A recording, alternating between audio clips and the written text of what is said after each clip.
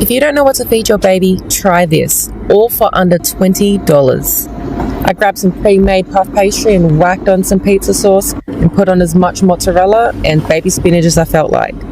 I then rolled that like I do my emotions and got ready to chop it. Don't stress about what size you chop it in. Your baby will probably only eat half and then throw it on the floor anyway. Now look at that. She's cute. She's cute. Now when I tell you I was so surprised they came out looking this good, I mean it. Because what?